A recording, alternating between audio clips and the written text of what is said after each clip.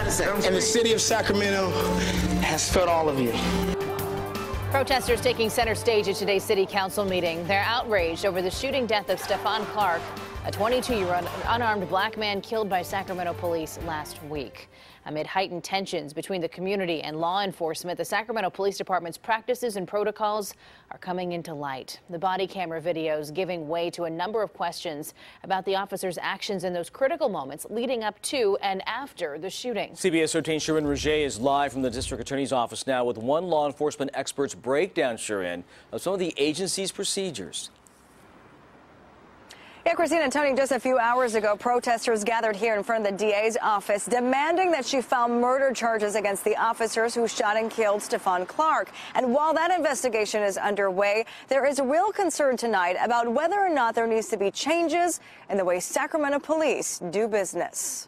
We're not going to wait until the end of the investigation to ask the policy, protocol, and training questions that everyone is asking. Sacramento Mayor Darrell Steinberg reassuring the public that while the investigation into the shooting death of Stephon Clark is ongoing, there will be a separate review of SacPD's de-escalation tactics and protocols as a whole. Certainly they didn't use any sort of non-lethal. They didn't attempt to tase this young man. According to the agency's use of force policy, officers are expected to use de-escalation techniques when reasonably possible without it increasing the risk of harm. We sat down with retired Sacramento Sheriff John McGinnis. So many people are questioning why wasn't a canine sent in? Why wasn't there perimeter, a different protocol here? Part of their concern, I have to believe, was the likelihood that he was going to get into a home.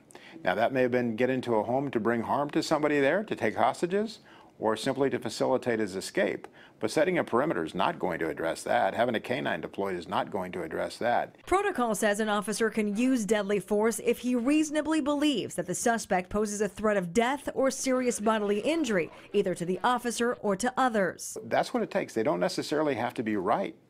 If they reasonably fear based upon the behavior of a person. McGinnis says since the officers believed they were up against someone with a gun, a less lethal weapon such as a taser would not have been an appropriate match. In his opinion, the officers did not breach any protocol, as there is no exact formula to how things should be handled. It's a very complicated set of circumstances to which you will never have a one-size-fits-all. Now, the mayor says on April 10th, they'll be discussing this very issue. They'll be breaking down each protocol, going through question by question to see what changes need to be made. Much more to come on this. Shirin Rajae in Sacramento for us. Shirin, thank you.